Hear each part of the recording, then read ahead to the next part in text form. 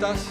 ¿Cómo están? Bueno, gracias por acompañarnos nuevamente en Peronismo en Construcción, en EVA TV, donde tratamos, ¿no? Intentamos en este momento distópico, difícil, de tantos retrocesos, a una velocidad pocas veces vistas.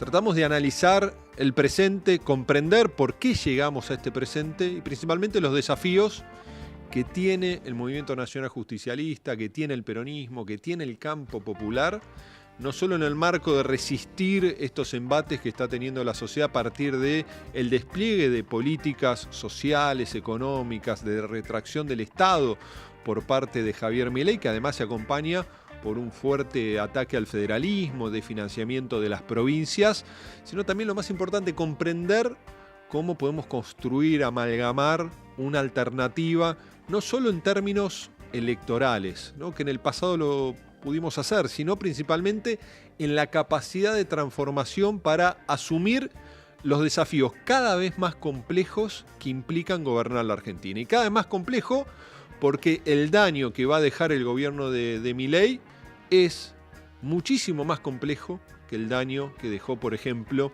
el gobierno de Mauricio Macri y ese corset que fue la llegada del Fondo Monetario Internacional, sus condicionamientos, sus programas y, por supuesto, la carga de la deuda. Todo esto en estos meses, estos 10 meses de gestión de Javier Milei, por momentos hacen parecer al gobierno de Mauricio Macri que un gobierno socialdemócrata, ¿no? Bueno, porque creo que estamos en esta realidad de enorme complejidad. Y hoy innovamos en algo, es la primera vez en Peronismo en Construcción que no somos dos los que participamos de estas reflexiones, sino que somos tres. Así que hoy me acompañan un comunicador, un licenciado en comunicación, un licenciado en ciencia política, que son dos intelectuales académicos del justicialismo que han intentado a lo largo de los últimos años aportar para comprender, a veces para entre todos sostener las confusiones que transitamos, pero principalmente para comprender cuáles eran los desafíos en términos de la construcción de la mayoría, de la comprensión de los humores, los momentos que transita la sociedad, pero principalmente a diagramar lo que debe ser una agenda de futuro, que creo que es parte de lo que está esperando la sociedad argentina, para que desde el peronismo no presentemos una alternativa que implique optar a la sociedad entre lo bueno o menos malo y lo erróneo, lo que nos implica retrocesos como Milei, sino darle a la sociedad la posibilidad de elegir un camino distinto, y creo que ese es el desafío del peronismo. Así que me acompaña Abelardo y Nicolás, ¿no? Que creo que con ellos vamos a poder comprender en parte todos estos desafíos que tenemos hacia el futuro. Así que Abe y Nico, gracias por acompañarnos.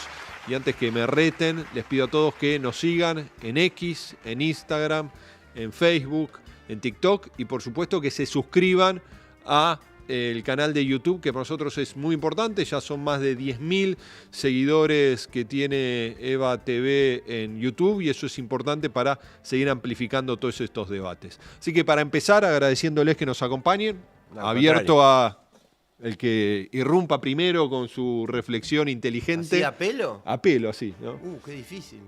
¿Por qué ¿Pero llegamos? por dónde querés empezar? Bueno, ¿por qué estamos gobernados por un anarco libertario que hace de la Argentina un laboratorio de despliegue de políticas públicas que creo no se despliega ni en ningún otro país del mundo, ¿no? Y con un discurso cada vez más autoritario, ¿no? Y un despliegue de políticas también cada vez más autoritarias por parte de Milei?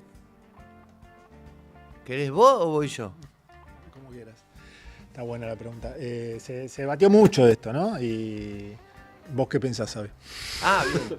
No, yo creo que hay factores locales, sin duda, que nos tocan muy de cerca a nosotros como militantes y como peronistas, y que implica reflexionar, pensar, pero también hay factores, sin lugar a dudas, en la emergencia de Milei que son globales, son internacionales. Lo dice bien un colega, también consultor, Nacho Ramírez, que plantea que debemos superar algunos narcisismos como argentinos y como peronistas, en el sentido de que no somos especiales.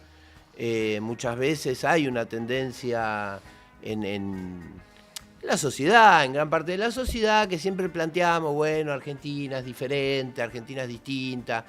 Lamentablemente creo que si bien obviamente tenemos particularidades y creo que sobre eso vamos a profundizar, también es bueno enmarcar a Milei como parte de un fenómeno que se viene dando. A Milei, no solo él como dirigente, sino también la expresión de lo que hoy Milei significa, lo que representa Milei como parte de fenómenos que son globales.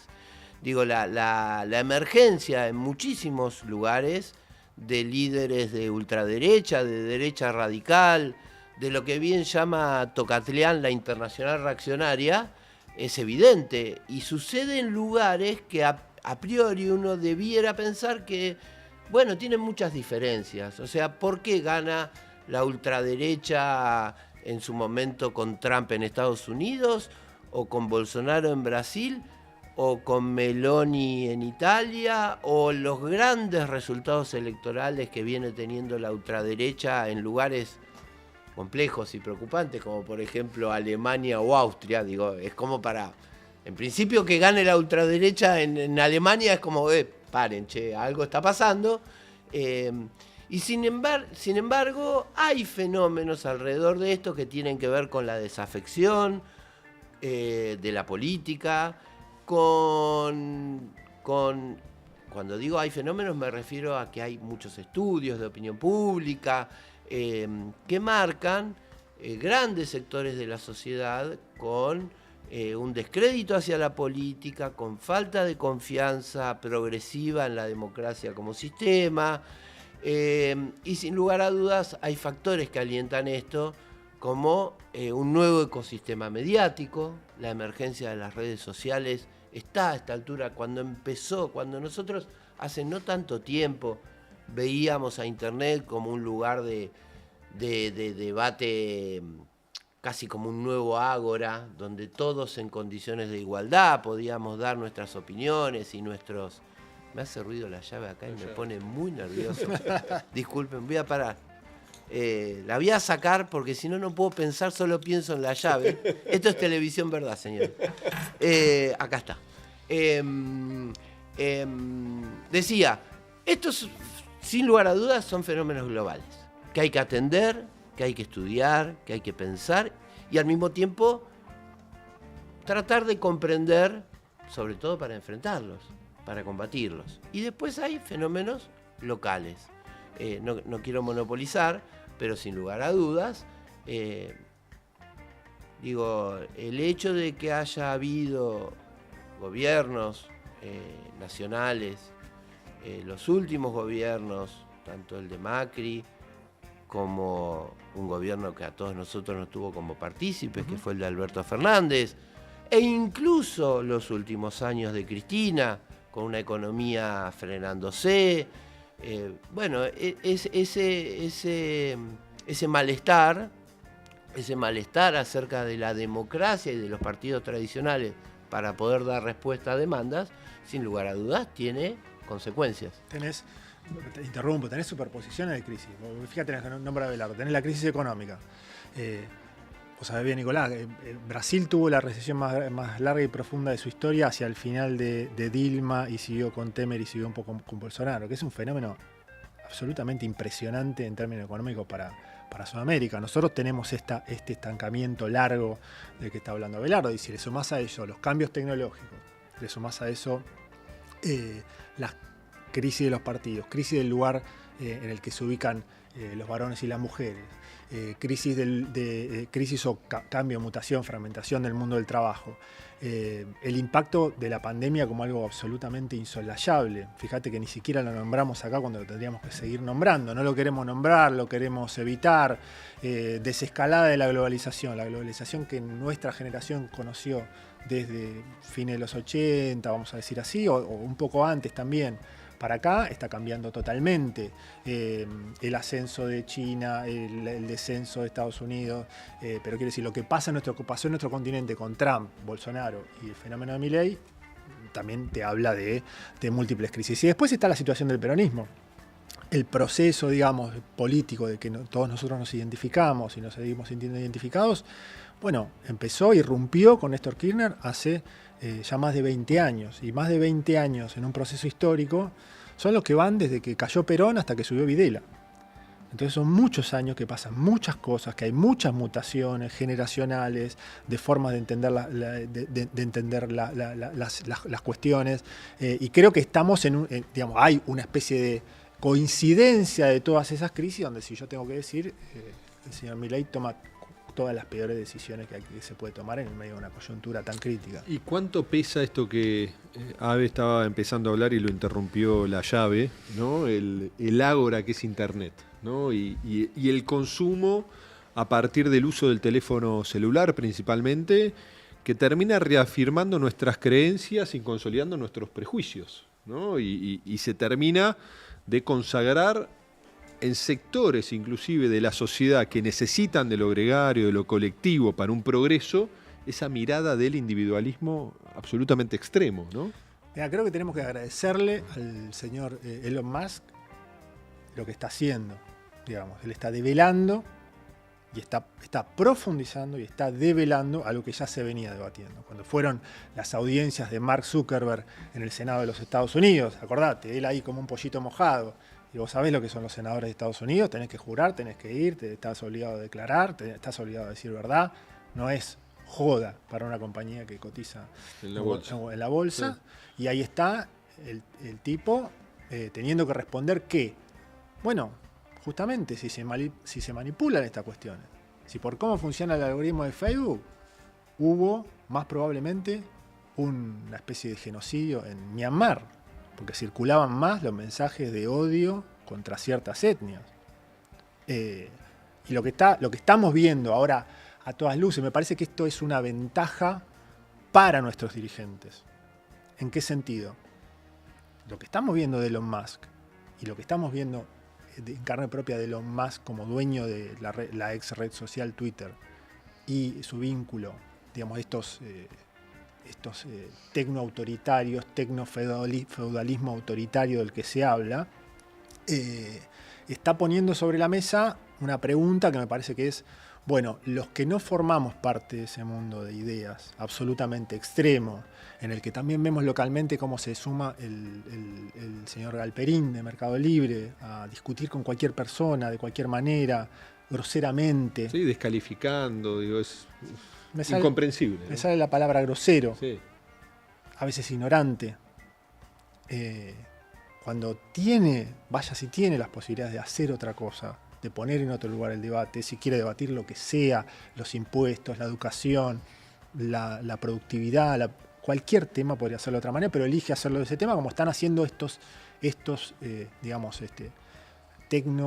grandes tecnoautoritarios o tecnofeudalistas o estos dueños nuevos de estas plataformas. Estamos descubriendo que Internet tiene unos dueños y estamos descubriendo que ahí hay un campo inclinado hacia nosotros. Entonces, ya tampoco es, che, Nicolás, conseguime a alguien que me maneje las redes para mi campaña. Publicitame un poco que yo voy a salir y por ahí no es por ahí. Por ahí esa cancha va a estar siempre inclinada. Entonces, ¿qué hacemos nosotros frente a eso? Y si seguimos teniendo una idea de que ahí hay un campo en el que por supuesto tenemos que intervenir, por supuesto estamos interviniendo en este momento, pero que vamos a tener que profundizar la reflexión sobre eso, una reflexión que ya están los padres, las madres, que están preocupados por las pantallas, cuántas horas de pantalla tienen sus hijos, qué pasa en las escuelas con las pantallas, qué pasa con la ludopatía infantil, sí, qué pasa con la... Exactamente, entonces quizá estamos en ese momento en el cual, cuando éramos chicos, nuestros padres por ahí fumaban enfrente nuestro y se fumaban en los aviones y íbamos en los automóviles sin cinturón de seguridad, qué sé yo. Todos ustedes vivieron eso. Y hoy uno no hace ni media cuadra sin el cinturón puesto. Digo, cambios de comportamientos y de toma de conciencia. Bien, entonces, ¿qué son estas pantallas? ¿Qué son estas redes? ¿Son neutrales? Si no son neutrales, ¿qué hacemos? ¿Cómo hacemos circular otros mensajes? ¿Vamos a ganarle a los mensajes que promueven principalmente dos sentimientos muy, digamos, que funcionan como una droga rápida, digamos, que causa daño, que es odio y miedo? o miedo y odio, miedo al otro, odio al otro, produce efectos concretos, digamos. Vamos a ganarle al que más grita, al que genera odio y miedo y exclusión y no se maneja, digamos, se maneja totalmente por fuera de todos los datos, que dice que personas que vienen de un país se están comiendo las mascotas o que dice que la inflación era de 17.000%, o que dice que las universidades son un lugar de adoctrinamiento, o que dice que primero el dólar, después el peso, con esta idea de como dice en su libro Rocco Carbone, de fascismo psicotizante, que lo que busca es psicotizarte a la mañana, como esa persona que es violenta en su hogar, que a la mañana te pega, luego te odia, primero está mal, después está bien. Digamos, ¿qué vamos a hacer frente a eso? ¿Cómo vamos a manejarnos frente a eso? Yo creo que eso abre todo un campo de reflexiones que tenemos que darnos. Bueno, ¿y qué tiene que hacer el peronismo frente a eso? ¿Qué respuesta uno puede empezar a construir en el marco también de las ideas? Por supuesto. ¿No? Bueno, a mí me parece importante siempre reflexionar tratando de poner en su cajita cada cosa, ¿no? Entonces, obviamente que todos estos cambios que venimos charlando tienen impactos muy fuertes sobre las sociedades. Entonces, creo que una de las obligaciones de nuestra dirigencia, de nuestros militantes, es tratar de comprender esos cambios. En primer lugar, tratar de entenderlos, tratar de comprenderlos, no un abordaje, por supuesto, eso es falso, es ficticio. Nunca vamos a tener un abordaje absolutamente prístino, desnudos, porque nos acercamos, como en cualquier investigación, como en cualquier ciencia incluso diría, nos acercamos con nuestros prejuicios, con nuestras ideologías y con nuestros modos de ver el mundo, pero tratar de hacer un esfuerzo de verlo y comprenderlo del modo más acabado posible. Eso en cuanto a qué pasa en nuestra gente. Con Nicolás, desde el año pasado, nosotros venimos tratando a través de diferentes estudios de opinión pública y muchas lecturas que estamos haciendo y muchas reflexiones, tener ese abordaje de escucha social. Che, ¿qué está pasando? Porque si no entendemos lo que pasa es muy difícil luego operar, que vendría a ser la contracara o el complemento de lo que acabo de decir, porque no nos sirve de nada, a nosotros como militantes al menos, entender lo que pasa si luego no tenemos herramientas para tratar de modificar eso que pasa. Entonces, en primer lugar es algo muy básico, pero tratar de entender y tratar de entender situados en qué lugar. Bueno, desde el campo nacional y popular, desde el peronismo, ¿qué hacemos con esto? Porque también hay muchas tentaciones que son comprensibles. Una de las tentaciones es, bien, me subo a esto. Vos lo dijiste al principio. A mi modo de ver, una de las grandes transformaciones de estas últimas décadas es que todo el tiempo está más acelerado, todo. Los fenómenos, hasta hay una corriente, digamos, que habla de aceleracionismo. Todo dura menos, todo es más evanescente, el escándalo de hoy a la mañana, a la noche se olvidó. Con lo cual, todas estas cuestiones que hacen a la subjetividad, sin lugar a duda, complejizan el marco de la construcción política. Porque la construcción política necesita, sí o sí, cierta secuencia, cierta acumulación, cierto trabajo constante, persistente, que no es que a la mañana me subo a este bondi para tratar de captar parte de nuestros compatriotas y a la tarde me bajo del bondi y me subo a un jet. Entonces, la tentación de subirse, de imitar modos, de imitar formas, entonces yo lo estoy viendo y con bastante preocupación. No me refiero a tener... Por ejemplo, estamos en un canal de stream. Bienvenido sea.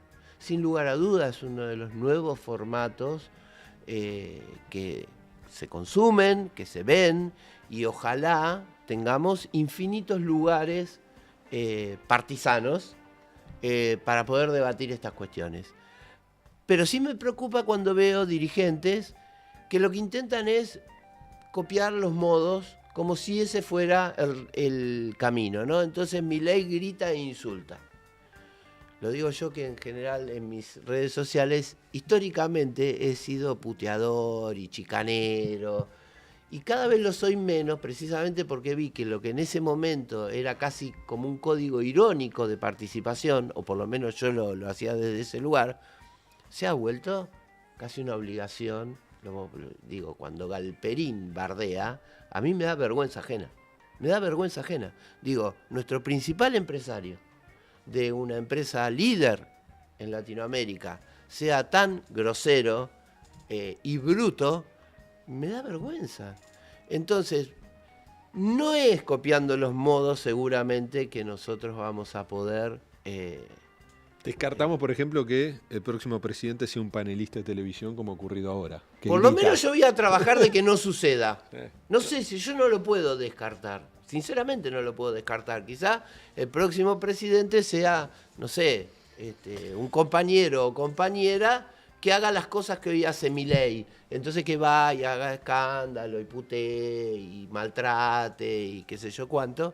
Que indudablemente tiene rating, por decirlo en términos televisivos. Yo voy a tratar de que eso no pase. Y creo que también, ¿qué tiene que hacer el peronismo? Bueno, creo que el peronismo tiene que tener estos debates de manera fraterna y al mismo tiempo decir, che, hay cosas que nosotros no somos. O sea, hay cosas que somos, hay muchas que tenemos que revisar, pero hay cosas que no somos. Entonces, insisto con esto, creo que hay infinita cantidad, es realmente un momento no solamente muy veloz, sino también esa propia velocidad hace que no tengamos piso firme para pisar. Y la otra cuestión, esto ya es mucho más personal, creo que es un momento en donde nosotros estamos más necesitados de hacernos buenas preguntas que aún de encontrar buenas respuestas. El hacernos buenas preguntas es fácil de decir, pero es muy difícil de hacer. Por ejemplo, nosotros en este momento, el peronismo atraviesa una crisis de liderazgo, la tiene. Y en esa crisis de liderazgo tenemos diferentes modos de abordarla.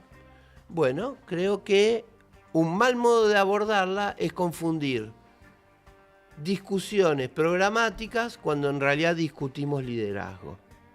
¿Por qué? Porque estamos banalizando las discusiones programáticas.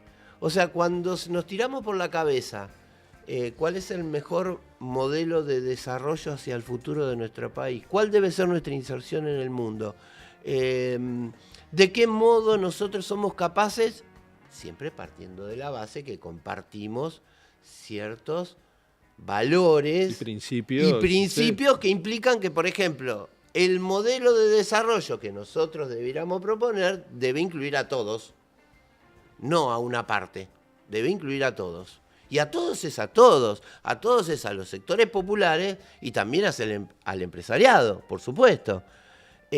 Ahora, cuando en realidad lo que estamos discutiendo es liderazgo, pero decimos que lo enmascaramos esa discusión en, no, bueno, lo que pasa es que hay un sector del peronismo que es ambacéntrico, lo digo porque es algo que circula. Entonces, como es ambacéntrico, es pobrista. Y como es pobrista, no tiene modernidad, ni nos permite... Digo, es una discusión profundísima e interesantísima si la damos en el marco de la discusión programática. Ahora, si eso es para discutir a Cristina Fernández de Kirchner, a mi modo de ver, pierde valor. O sea, es un momento para discutir el qué más que el quién, ¿no? Cómo por supuesto. Empezamos a discutir programáticamente con dos velocidades también, porque por un lado es qué va a ocurrir de acá hasta el 27 y cuál es el rol del peronismo, debería ser el rol del peronismo en los espacios institucionales que tiene, las provincias, los municipios y por supuesto el Congreso Nacional. Sin lugar a dudas. Porque hay sectores del peronismo que pueden o han caído ya en la tentación. Veamos los 3 diputados del gobernador de Tucumán, de Jaldo, que generaron un subbloque, un bloque nuevo, Independencia, que acompañan... Son oficialistas. Son oficialistas, más Correcto. que los oficialistas a veces. Entonces, frente a eso, digo, hay que ver cómo se comporta el peronismo como un partido de oposición, de cara a estos 3 años que hay por delante de gestión de Milei. Y luego cómo se construye la alternativa. Total. Después de un retroceso en términos de territorio que nunca tuvo el peronismo. Hoy tenemos con gobernadores peronistas que no acompañan a Milei, nos quedan 4 o 5 provincias. Sí. ¿No? Digo, de las 24 jurisdicciones. Nunca pasó en los 40 años de democracia o en los años que... Un repliegue de estas características, sí. ¿no? Entonces me parece que es un momento difícil en ese sentido. Muy difícil, por supuesto. Bueno, a ver, acá ya me meto más en cuestiones que hacen, yo creo, sí, a las grandes discusiones que nos debemos los peronistas. Y una de ellas, también esto es muy personal, yo creo que hace mucho tiempo que lo que perdimos es la capacidad efectiva de tener un proyecto de alcance nacional.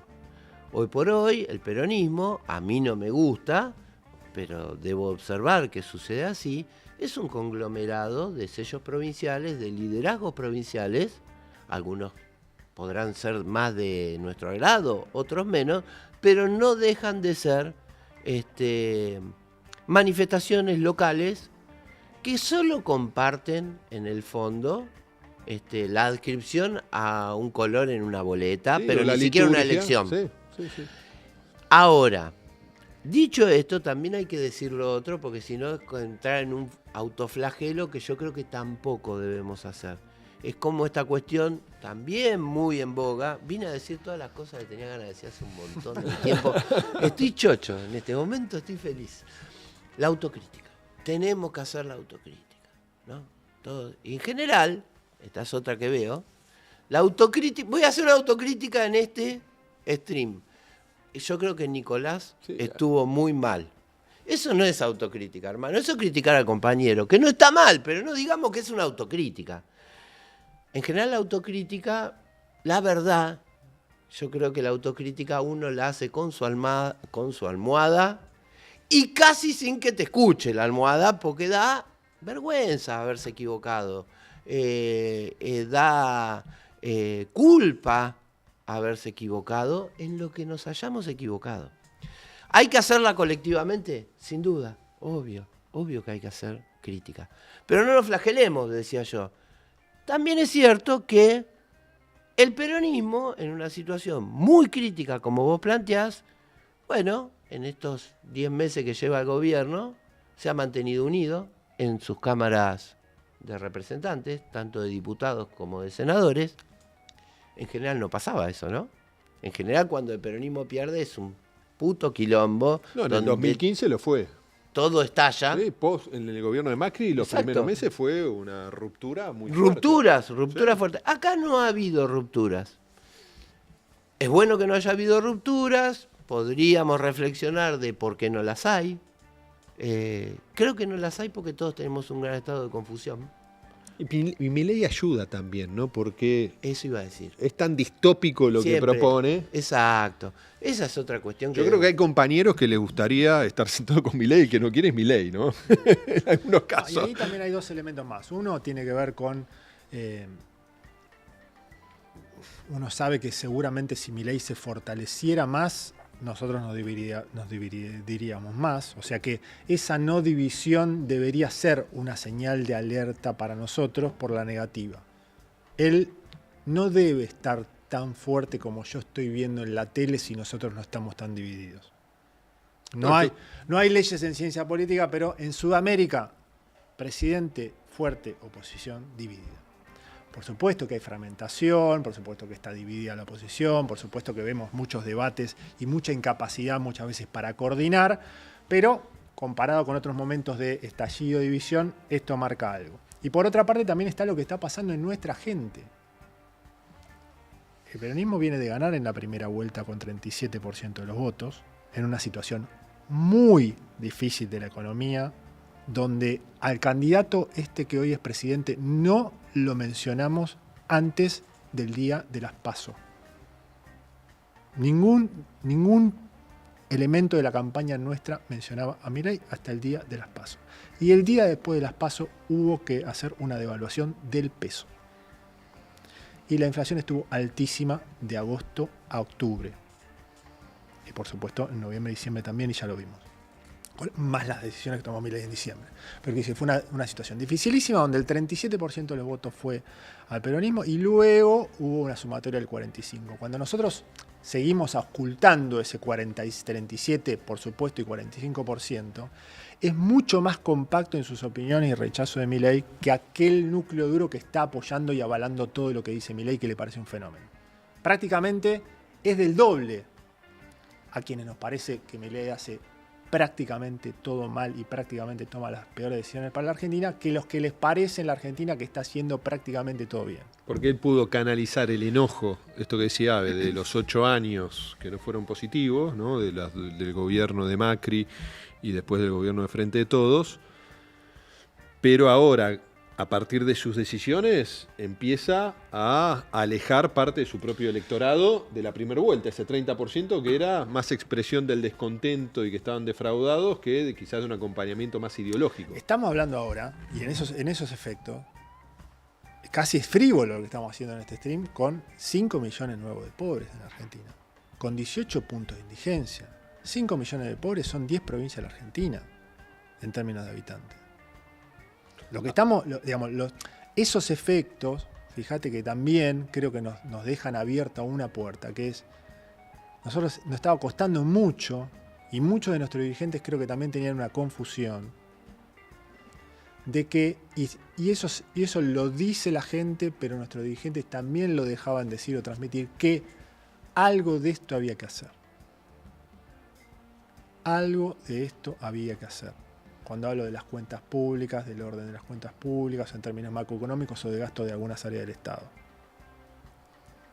Yo creo que lo que revelan esos 18 puntos de indigencia que tenemos hoy, esos 5 millones de pobres nuevos, es que había varias formas de eventualmente ordenar las cuentas públicas, eventualmente ir hacia más estabilidad macroeconómica o lo que fuera en un contexto muy difícil. Y que Milei hizo la peor ruta y la peor vía, con la recesión que todavía sigue, para algo, que él tendrá ese objetivo. Yo creo que no está ordenando las cuentas públicas de esta manera, pero quiero decir, me parece que hay varias cosas y que algo que nos mantiene unidos también es que cuando vamos a mirar a nuestra gente, y yo creo que ese es un ejercicio que la dirigencia peronista tiene que ir a hacer, no solo mediante encuestas, sino los que hablan, los que charlan con ellos, esos están ahí, están por ahí. Quizá no quiere decir que nos van a votar a nosotros en el futuro, pero están ahí en su rechazo a Milei, están ahí en su preocupación por Milei. Y todavía no se han desplegado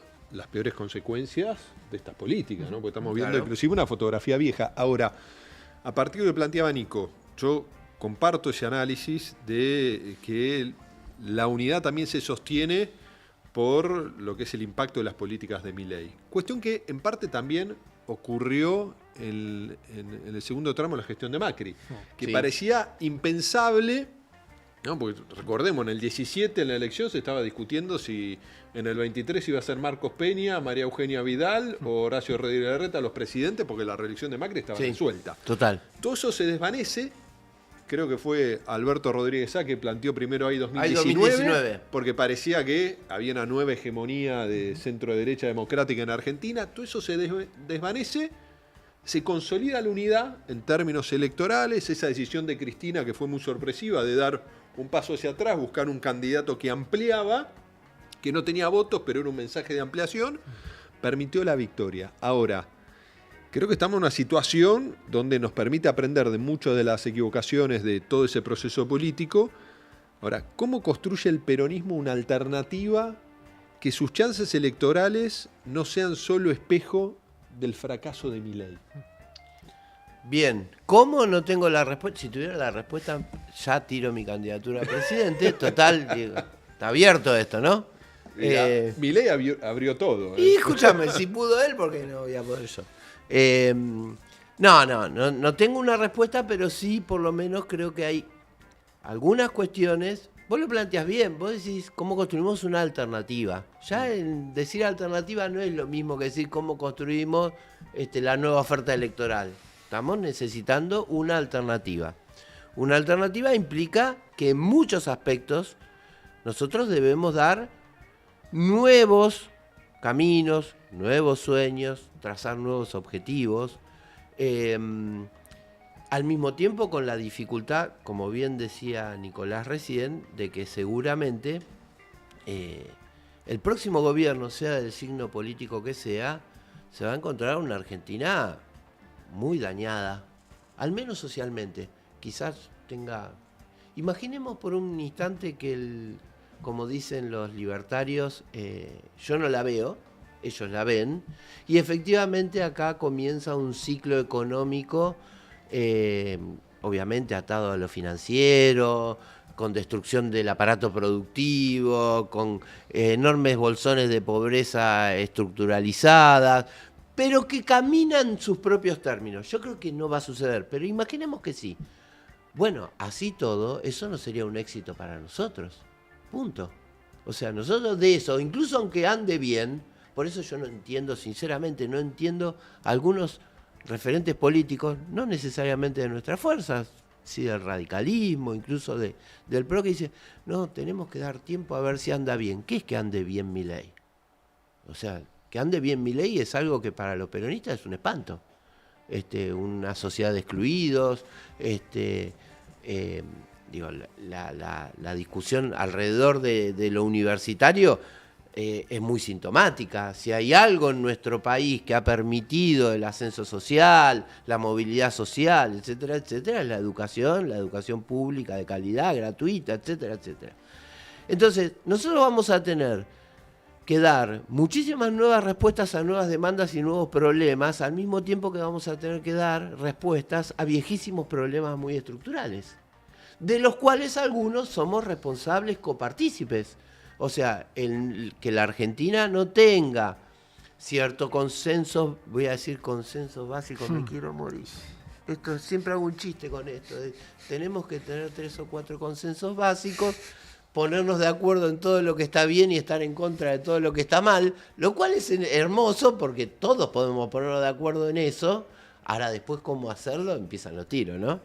Bueno, yo creo que nosotros debemos empezar los tiros en algunas cuestiones. Che, mirá, para que haya más igualdad en la Argentina hay que distribuir, para distribuir hay que entrar en una puja distributiva, nos guste o no nos guste. Eso es así y va a ser siempre así. Ahora bien, tener un modelo productivo de desarrollo, bueno, no es exclusiva responsabilidad ni del peronismo, ni del PRO, ni de los radicales.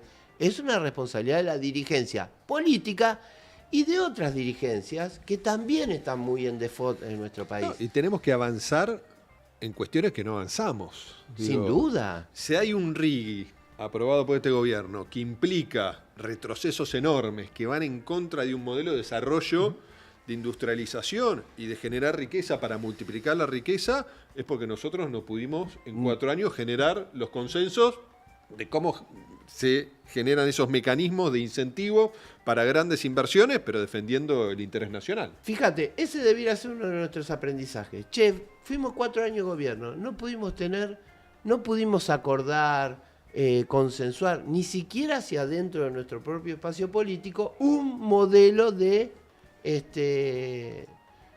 fomento de las inversiones. Entonces ahora viene un nuevo gobierno, hace el más espantoso que se puede hacer, y imaginemos por un instante que volvemos a hacer gobierno. Entonces ya tenemos un doble desafío por no haber hecho lo que teníamos que hacer en su momento. Ir para atrás con que vamos a tener que ir para atrás. Y que tiene un costo en juicios internacionales, un montón de complejidades. Unas complejidades enormes por no haber avanzado, por no haber consensuado, por no haber estado a la altura de esas necesidades. Bueno, en la próxima, y si tenemos que cagarnos a sillazo, nos cagaremos a sillazo, pero saldremos de ahí con una postura que podamos llevar adelante todos juntos. Entonces, ¿qué creo? Creo que es un enorme desafío para el peronismo hacia adelante, y todavía, vos fíjate, casi no hablamos, sobrevolamos algunas consecuencias sociales de este gobierno, algunos modos, ni siquiera hablamos de algunos riesgos latentes pero muy visibles, institucionales de este gobierno. O sea, yo realmente tengo preocupación. ¿Acepta este presidente perder una elección? Tengo mis dudas. Y a la vez, acordate cómo empecé, fenómenos globales. ¿Lo aceptó Trump? No. ¿Aceptó Bolsonaro? No. ¿Por qué lo va a aceptar Milei? Todas sus señales son muy preocupantes en términos institucionales. Pues bien, nosotros como peronistas, ¿alcanza con los peronistas para hacer frente a eso o debemos tejer alianzas mucho más grandes, por lo menos alrededor de estos temas? La universidad es un ejemplo, pero también la democracia debería ser un ejemplo. Y hasta que no podamos, no tengo la respuesta, pero hasta que no podamos hacer que muchos sectores políticos de este país dejen de igualar lo que está sucediendo con el prejuicio de, lo escuché mucho estos días, ¿no? No, bueno, lo de Milei es un espanto. Como era un espanto el kirchnerismo, que, pará, no es lo mismo. Pará. Que hemos cometido errores sin duda, obvio. Pero tratar de desanudar eso, que hoy por hoy es una escapatoria para sectores críticos de Milei, que son gorilas, es una obligación que tenemos nosotros. No lo van a hacer ellos. Tenemos que nosotros ir a su encuentro. Y sentarnos las veces que tengamos que sentarnos para tratar de desarmar esa escapatoria. Sí, en ese marco la dificultad parece doble, porque nosotros muchas veces nos centramos en, bueno, ¿qué tiene que hacer el peronismo? El peronismo no pudo. O sea, son también los niveles de lo que la Argentina no pudo, digamos. Cuando hablamos de la fragmentación política que tiene nuestro espacio con estos liderazgos provinciales, hay algo también con el federalismo de la Argentina que tenemos que revisar. Cuando hay muchos recursos, cada gobernador toma los recursos. Cuando hay pocos recursos, cada gobernador busca los recursos que necesita. Y todo es, digamos, es grave en términos de la comunidad nacional. Entonces, nosotros tenemos un problema al interior del peronismo de cómo manejar esos liderazgos, pero las provincias argentinas en términos de nación también tienen un problema. Tenemos el problema de las inversiones. Cristina planteó una serie de temas hacia el peronismo y muchos también son problemas hacia la Argentina, y con la dificultad que se suman los temas a los problemas más nuevos. Este tema que tenemos en el peronismo con los jóvenes, pero creo que es un problema que tiene la Argentina. ¿Qué pasa si los jóvenes y si principalmente los varones jóvenes quedan más adheridos a visiones excluyentes, de odio y agresión, de hiperindividualismo, de temor o de rechazo hacia aquello que ocurre en el mundo de las mujeres, un fenómeno global que estamos viendo, digamos, que tiene una expresión local también de cómo, por ejemplo, estos varones jóvenes son los que más adhieren a las visiones de Milei y las mujeres en general lo rechazan un poco más, y las mujeres adultas de 30 más o menos a 50 años parecen vivir en otro país que estos varones jóvenes. O sea, esa fragmentación que antes no necesitábamos mirar qué pasa en la columna de sexo, y ahora sí. Quiero decir, son novedades que se van acumulando y que el peronismo las tiene que tratar y que la Argentina en general las tiene que abordar. El tema, por lo menos mi mirada, es cuando el peronismo pierde ritmo en su capacidad de transformación, en esa mirada de adelantarse a los desafíos, ¿no? y que yo creo que se perdió, pandemia de por medio, desinteligencias políticas, porque creo que fuimos un gobierno que no tuvo ni la capacidad de construir un diagnóstico común, ¿no? Y mucho menos de desplegar las soluciones. Después podemos analizar en detalle por qué. Pero dejamos de avanzar a la velocidad, por ejemplo, que se avanzaron en transformaciones entre el 2003 y el 2015 de la poscrisis, ¿no? Sí. Y creo que ahí Cristina en sus últimas intervenciones plantea, ¿no?, las reformas del mercado del trabajo, las reformas en el campo educativo, las reformas del federalismo. Ahora, siempre con una mirada que intenta generar una Argentina en armonía, en una Argentina que no deja a nadie atrás, en una reforma laboral que no implica la precarización de los trabajadores que hoy tienen derecho, pero que implica hablarle a un sujeto del trabajo que no conoce el aguinaldo, que muchos son esos jóvenes, ¿no?, que no conocen los derechos de la ley de contrato de trabajo que tiene 50 años. ¿No? Me parece que ahí hay que ver cómo comunicamos. ¿En qué momento el peronismo dejó de ser la fuerza política del trabajo y nos pusieron la mochila que somos la fuerza política de la asistencia social? Cuando somos la fuerza política de la justicia social, que las políticas sociales son políticas de transición, pero no son colocar a una parte importante de la ciudadanía como receptores de ese acompañamiento del Estado exclusivamente. Entonces me parece que todo eso hay que debatirlo. Sí, y por otra parte también uno sabe y uno, digamos, intuye que lo programático es importante, que lo programático tiene una relevancia, lo estuvimos tratando acá, pero que las propuestas políticas a la sociedad no son un concurso de programas. No son un concurso de programas. Hay algo de lo valorativo, hay algo de cómo se manifiestan ciertos sentimientos, y no lo digo como ventaja táctica o comunicacional, propagandística. Voy también a la cuestión de cómo en nuestros países muchas veces, y de alguna manera lo hemos vivido en el principio de los 2000, los liderazgos son el programa. No, Milei es una síntesis de eso, ¿no? Milei es una síntesis de eso desde un lado que nos preocupa, que realmente todos los días nos deja incrédulos, que todos los días pensamos que en el peligro que ese tipo de intervención tiene, donde las palabras terminan siendo más importantes que los hechos, porque en ese esquema de derecha radical, de fascismo de nuevo tipo, y lo sabemos también en nuestro movimiento, más temprano que tarde, de las palabras se pasa a los hechos. De las palabras se pasa a los hechos. Sí, se construyen las condiciones para eso. Veamos lo que fue el propio atentado de Cristina. Exactamente, ¿no? Y no es joda eso. De las palabras se pasó a los hechos en Estados Unidos, cuando a una turba se la mandó a irrumpir en el Capitolio y hasta mataron personas. Rompieron de las palabras se pasa a los hechos en Brasil, cuando la proliferación de armas hace que haya mucha más violencia en las escuelas y después que terminen con la violencia en las instituciones del Estado. O sea, con toda esa preocupación. Pero creo que del campo nuestro también, y en esto de las disputas por los liderazgos que hay, etcétera, creo que hay y va a haber algo de que son los liderazgos políticos los que terminan siendo catalizadores de los programas y los sentimientos, de las medidas y los anhelos y los sueños, y que no lo vamos a tampoco a resolver con el mejor programa de gobierno. Sí, probablemente, como decía Abe, con las mejores preguntas, con los mejores debates, con lo que nos está sorprendiendo ahora. Si no resolvemos el problema de los jóvenes en el peronismo, tenemos un problema de stock de jóvenes y vamos a tener un problema de flujo de jóvenes. ¿Qué pasa si los jóvenes, esos varones jóvenes, nos siguen dando la espalda al peronismo y entonces nos convertimos en un partido de viejos?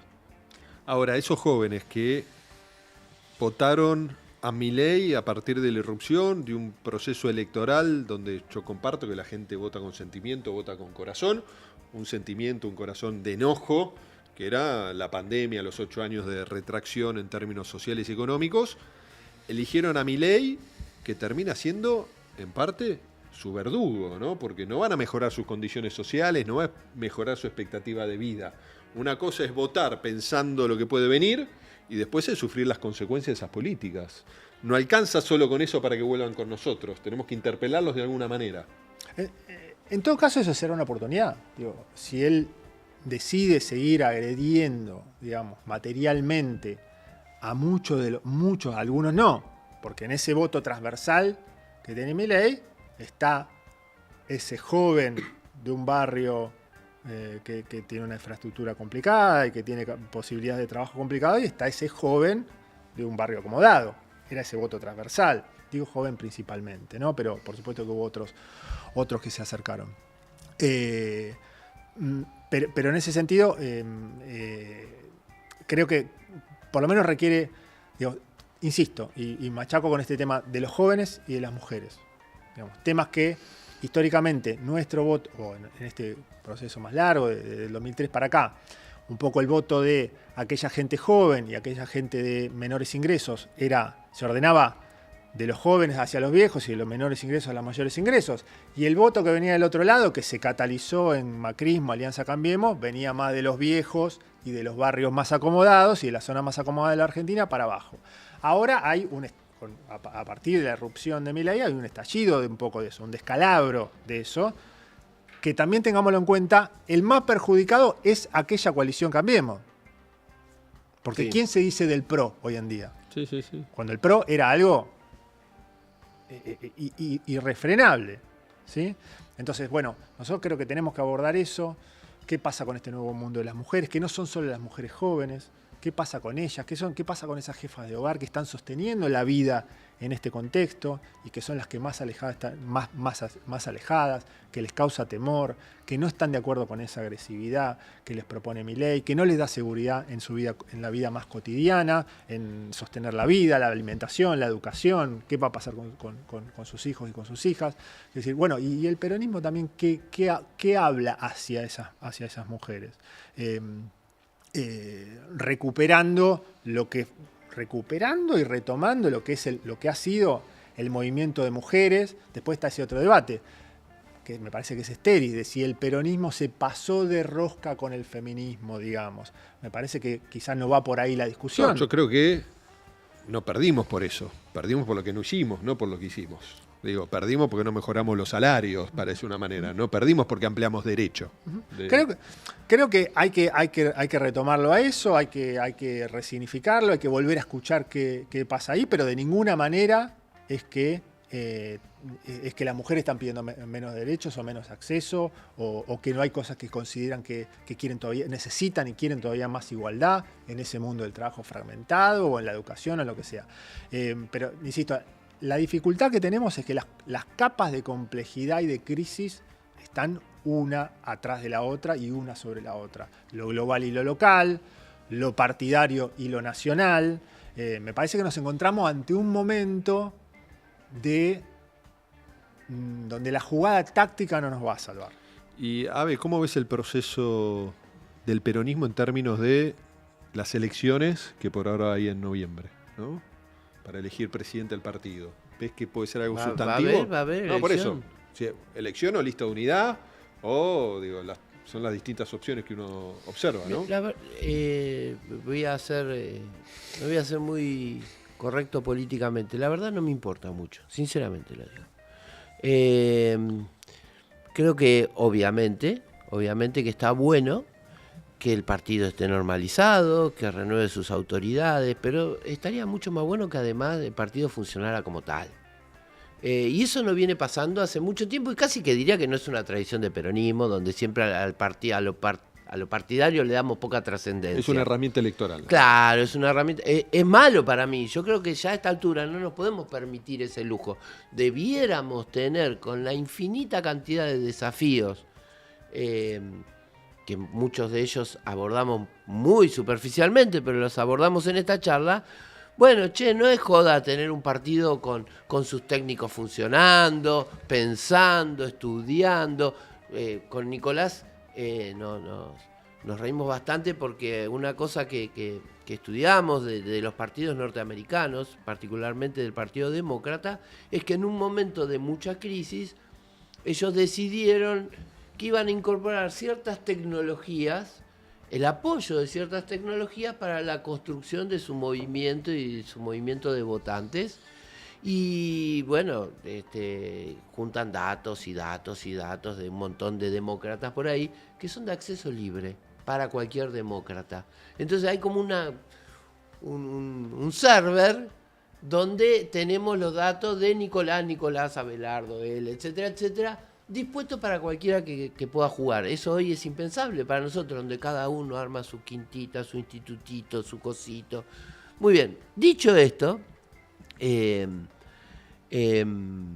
no tengo idea quién terminará siendo presidente o presidenta. Sí me parece que resulta clave que aquel que asuma esa responsabilidad, por lo menos me gustaría a mí, que al menos tenga algún grado de búsqueda, de empezar este camino de construcción de algunas cuestiones más permanentes de lo partidario. Sin lugar a dudas, en paralelo a esto, creo que... perdón que me voy un segundo de tu pregunta, pero creo que tiene que ver. Los escuchaba muy atentamente a ustedes dos charlando. Muy interesante lo que decíamos. No, que de verdad estaba bueno. Y a mí me venía algo complementario, ¿no? Porque los dos lo nombraron y lo nombraron al pasar. Y yo digo, no, pará. No lo nombremos al pasar. Discutimos programas, discutimos ideas, discutimos. Un montón. Che, nos pasamos de rosca con el racionalismo nosotros. Nos venimos, los peronistas estamos, vos fíjate qué paradoja, ¿no? Nos estigmatizan como muy sentimentales, e incluso hacemos de esa estigmatización casi una medalla de no, el peronismo es sentir, papá. Es sentir, no te tengo que explicar nada. Y después estamos debatiendo por 2 puntos del déficit. Claro, después. O si son 2,5. Sí. O si las tarifas fueron 3,5 o 2,3. Y mostramos filminas en actos de 20.000 personas. Pobre Cristina, lo hace mucho. Filminas, ¿no? Mirá acá el dato último del coso y se tiran con filminas. No, está mal aquel dato. Y regresiones por la EPH. No, pará. ¿Está todo bien eso? ¿Dónde? En una discusión técnica. Está fantástico. Es fantástico que tengamos, y los tenemos, infinidad de cuadros con mucha capacidad técnica para poder desarrollar programas, para poder desarrollar proyectos. Ahora, hacia afuera, muchachos, un poco de corazón tenemos que volver a poner sobre la mesa. Un poco de corazón, de convicción. Me veo tentado de decir, no solamente de sueños y de expectativas, hasta de dame una buena mentira. Pero esto que puede sonar un poco chocante, dame una buena mentira. ¿Cómo funcionamos nosotros individualmente en nuestra cotidianeidad como personas?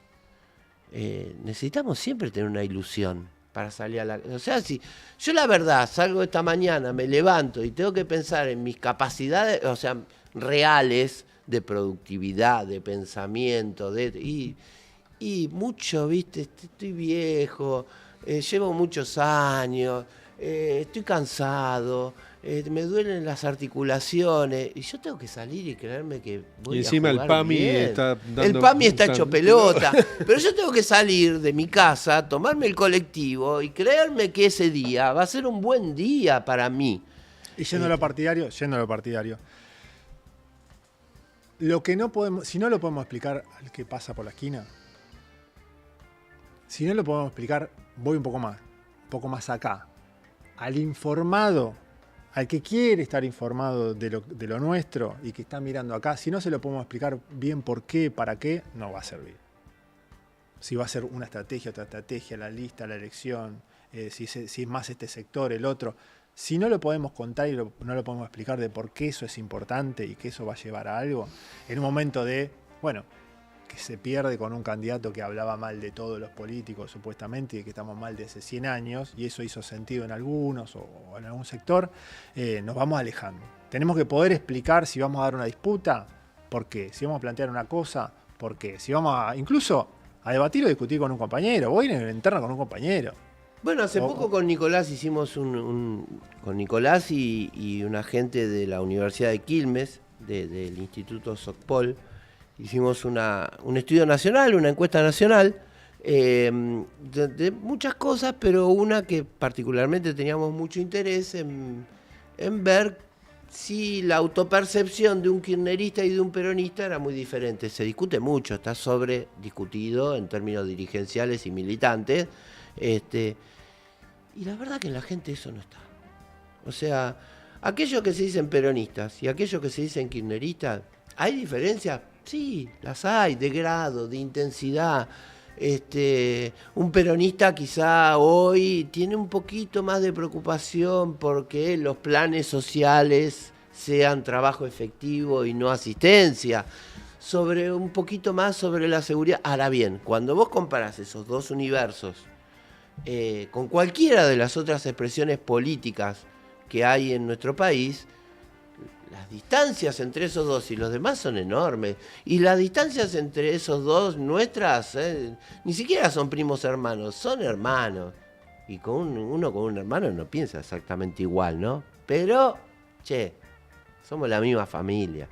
Y vos fíjate cómo lamentablemente muchas veces eso, en parte, porque obviamente al poder en la Argentina, al poder económico, al poder mediático, al poder judicial, le conviene que nosotros estemos separados y divididos, así como a nosotros nos conviene que ellos estén separados y divididos.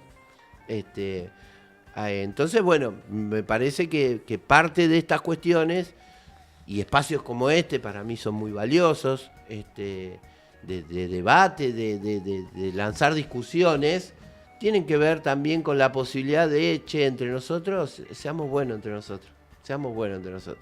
Eso. Seamos buenos. Bueno, muchas gracias, Al contrario. Ave. Muchas gracias, Nico. Gracias. No, gracias por el tiempo. Y tienen pendiente también tener ustedes un espacio en EVA TV. En algún ¿no? momento vamos a ver. Creo que sería importante que podamos sistematizar sus reflexiones con una propuesta en este canal. Y cerrando en lo que decía Ave, ¿no? El valor de la unidad con ideas claras, en un momento tan duro para todos los argentinos, pero que el despliegue de las políticas de Milei nos están dando claramente una oportunidad, ¿no? 3 hechos de los últimos días, ¿no? Tomar conciencia, conocimiento, percibirlo, sentirlo, lo que son las consecuencias de las políticas macroeconómicas de Milei. Los datos del INDEC, del crecimiento de la pobreza y la indigencia, implican una reflexión para todo el peronismo de la responsabilidad que se tiene hoy para contener desde el Congreso Nacional, de las distintas instancias institucionales que hoy tiene el peronismo, las políticas que están generando estas consecuencias. Y esos datos del INDEC, de indigencia, de pobreza, le sumamos la fotografía de los 87 legisladores que votaron en contra de los jubilados. Milei los llama héroes. En esa foto de Olivos 2 empieza también la derrota y la descomposición de legitimidad de este gobierno, y le sumamos una segunda marcha masiva en todo el territorio nacional, no solo de universitarios, docentes, no docentes, graduados, estudiantes, sino de la comunidad, que se movilizó masivamente para defender la educación pública y las universidades. Y eligió Milei, quizás el peor adversario, que son las universidades, la institución más reconocida y valorada por la sociedad. A diferencia quizás de los jubilados, que presentan instancias de desorganización. Es muy difícil generar un marco de organización colectiva de los jubilados. Ahora, las universidades a lo largo de su historia tienen no solo capacidad de movilización, sino también capilaridad en todo el territorio argentino. Se va a sostener la ley, ¿no? Se va a ir en contra del veto en el Congreso, porque si no, ningún legislador va a poder volver a su territorio, a su provincia, y mirar a la cara a quienes pretendan resolver. Y en estas 3 cosas, crecimiento de pobreza e indigencia, la foto de Milei de Olivos festejando el ajuste a los jubilados y la movilización de nuestro sistema universitario y toda la comunidad, inauguran, creo yo, una etapa para el que el peronismo, como decía Ave, sostenido en el marco de la unidad, de fortalecer lo que compartimos, ¿no? Ponernos de acuerdo quizás en esas pequeñas diferencias, empezar a construir una alternativa que le ponga freno en el 25 a estas políticas y que permita construir una alternativa de futuro de cara al proceso del 2027. A eso creo que debemos participar en ese proceso todos y todas, así que les agradecemos que nos hayan acompañado hoy en estos debates. Les pedimos que nos ayuden a multiplicar cada una de estas ideas, las de Nico, las de Ave, en las redes, que se suscriban en X, en Instagram, en Facebook, en TikTok, en EVA en vivo y por supuesto también en lo que es el canal de YouTube, y pueden entrar a evatv.com.ar y acompañar con algún aporte para que se sostenga este proyecto colectivo del peronismo, que como ustedes saben, afortunadamente todas las semanas se siguen sumando distintas iniciativas de diferentes provincias de la Argentina. Así que nos vemos la semana próxima y a seguir comprometidos, militando, movilizándose para garantizar, ¿no?, la Argentina que entre todos debemos construir. Muchas gracias.